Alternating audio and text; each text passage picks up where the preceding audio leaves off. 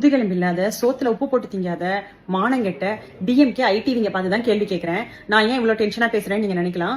நடந்த விஷயம் அப்படி. ஏன்னா 2 நாளா மக்களை நீங்க கவனிச்சு பார்த்திருப்பீங்க.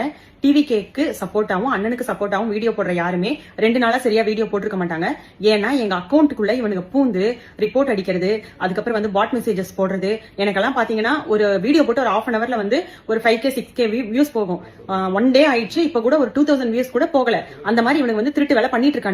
எதனாலனா நம்ம அண்ணனை பத்தியும் டிவிகேவை பத்தியும் நாங்க நல்லதை சொல்றோம், நடக்கிற உண்மையை வெளியில கொண்டு வரோம். இதை கொண்டு வந்தா எங்க இவங்களுக்கு வந்து பேக் ஃபயர் ஆயிடும்னு சொல்லி எங்களை அடிக்கணும்னு நினைக்கிறானுங்க. முதல்ல ஜென்சின்னு ஒரு குட்டிச்சாத்தானுகளை ஏவி விட்டானுங்க. அந்த குட்டிச்சாத்தானுங்களுக்கு எங்களை ஃபேஸ் பண்ண முடியல.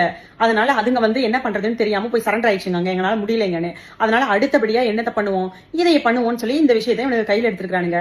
இப்ப கூட உங்களுக்கு பயந்தெல்லாம் நான் இந்த வீடியோ போடலடா, உங்களை பத்தி வெளியில மக்களுக்கு தெரியணும், நீ எவ்வளவு திருட்டு பசங்கன்னு தெரியணும் அப்படின்றதுக்காக தான் இந்த வீடியோ போடுறேன். இன்ஸ்டாகிராம்ல ஒரு அக்கௌண்ட் க்ளோஸ் பண்ணா இன்னொரு அக்கௌண்ட் ஓபன் பண்ணுவோம்டா, பேஸ்புக்ல போடுவோம்டா. எங்களுக்கு என்ன போட முடியாதா?